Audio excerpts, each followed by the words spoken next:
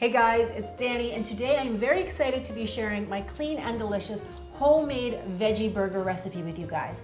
This is a recipe that the C&D fam has been asking for a very long time, so I am so happy to finally get it into your hands. Now, if you were watching earlier this week, we posted an entire menu for a summer cookout, and in that video, I made my grass-fed turmeric burgers. But if you wanted to take that menu and make it vegetarian, you can even make it vegan, and I'll show you how to do that as well. All you have to do is swap out these veggie burgers with the beef burgers and you'll be on your way. So let's get started. Now, you do need 2 ingredients to be cooked before you start this recipe. You need cooked quinoa and you need cooked beets. So for the quinoa, all you have to do is take 1 cup of dried quinoa, add 2 cups of water, bring it all up to a boil, turn it down to a simmer, pop on a lid, and let it go for about 10 to 12 minutes until the quinoa is nice and light and fluffy and all the water has absorbed. And you will see that the little white germ pops up from each individual seed, so you'll see that little white squiggle around the seeds.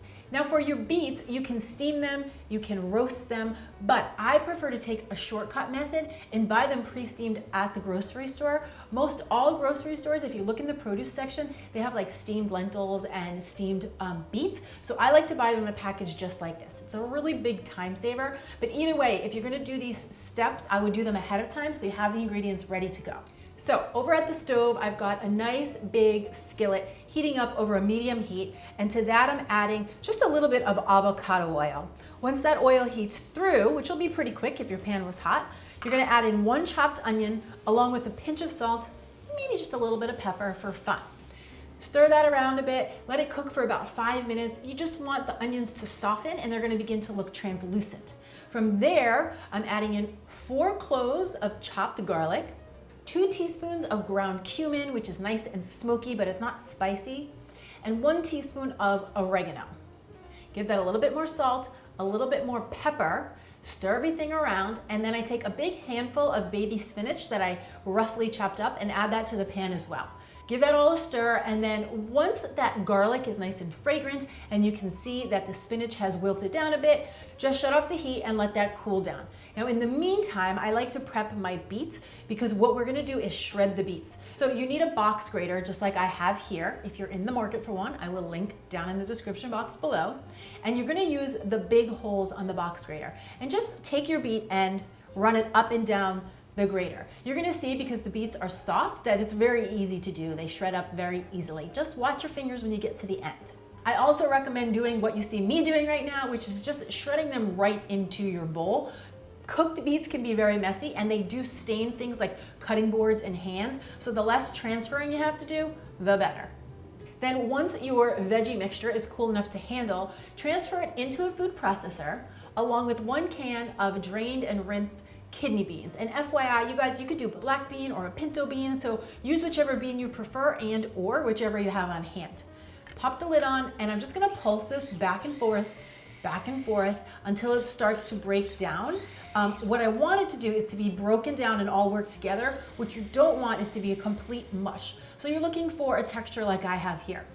Transfer that into the bowl that has the beets in it. And then to that, we're adding the cooked quinoa, 1 beaten egg, and whoop, hold the phone. Now don't worry, if you want to keep this burger 100% vegan, you can swap that egg out for a flax egg, okay? So just keep that in your back pocket if you want a 100% vegan burger. And then 2 tablespoons of coconut flour, which is very absorbent. Coconut flour is a great way to help bind the burgers, and that's exactly what I'm using it for today. A little bit more salt, a little bit more pepper, and then we're just gonna gently mix this all together until all of those ingredients are incorporated and you have a mixture that resembles what I have here in the bowl. Now, right now it looks a little bit loose, so what I like to let it do is just sit for 10, 15, 20 minutes. You can leave it on the counter, you can pop it in the fridge. Really what we're doing is we're just giving the ingredients like the coconut flour and the quinoa an opportunity to kind of absorb any excess liquid that's in the bowl. And what that's gonna do is help for these patties to take shape, okay? Now after that time, if you find your burgers are still too loose, just add a little bit more coconut flour until you have the texture and the consistency that you see here. You just want your burgers to hold together. Now from here, we're ready to form our burger patty. So what I like to do is get a rim baking sheet all ready to go. I spray it with a little bit of cooking spray so my burgers don't stick. You could also do parchment paper if you prefer. And then I'm just gonna free form the mixture into some burger patties. This mixture should get you 6 4-ounce patties. So what I do is I just take a scoop of it and then loosely form it into a ball, and then I just flatten it out and shape the sides until you have a patty that looks just like a burger patty. And what you'll notice is that the beets and the kidney beans also give it that like burger color. So it really looks like a real burger, but it's plant-based. Once all your burgers are formed and you have them on the tray, you're gonna pop the whole thing into a 350-degree oven for 15 minutes, take them out, flip them, and back in they go for 15 minutes. You'll see that the outside has a slightly golden brown color to it, and the burgers will be set up and ready to roll. Now, from here, you have 2 options. If you were making these, say, for meal prep, or if you wanted to make them in advance for a cookout, what I would do is transfer them into an airtight container. I like to use little pieces of parchment paper so that they don't stick together, and this will go in your fridge and last happily up to 5 days. And then when you're ready to eat them, what I like to do is I just take out a small saute pan, add a little bit of coconut oil, and then I get the burger in there, let it sear on one side for a couple minutes, flip it over and get the other side. This just creates a nice crispy edge to the burger, which makes it even more delicious. I would, however, perhaps hesitate about putting them on the grill because they are delicate, because we don't put a lot of fillers or a lot of stuff in there to bind them other than the coconut oil and the egg. So if I were you, I would stick to just baking them and then finishing them in the saute pan and perhaps stay clear of the grill. You can serve these any which way you want, and there's 100 ways to do it. The combo I'm showing you today is I take one of these Sammy Thins, and then on the bottom I layer some spinach, then I put my veggie burger, then on top I have an avocado mash, and all that is some avocado that I mashed with fresh garlic, salt, and lime juice, and then a little bit of fresh tomato over the top, and this veggie burger is ready to serve.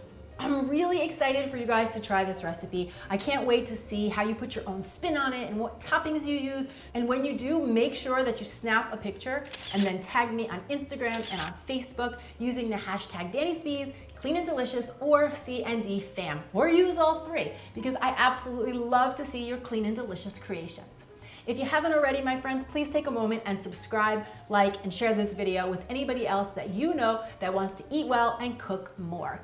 Thank you so much for watching. I'm Danny Spees, and I'll see you back here next time with some more clean and deliciousness. Cheers! Danny, and today I have, boop from the top, ready? Hey guys, it's Danny, and today I am sharing here we go, whoopah. Burger is ready to serve.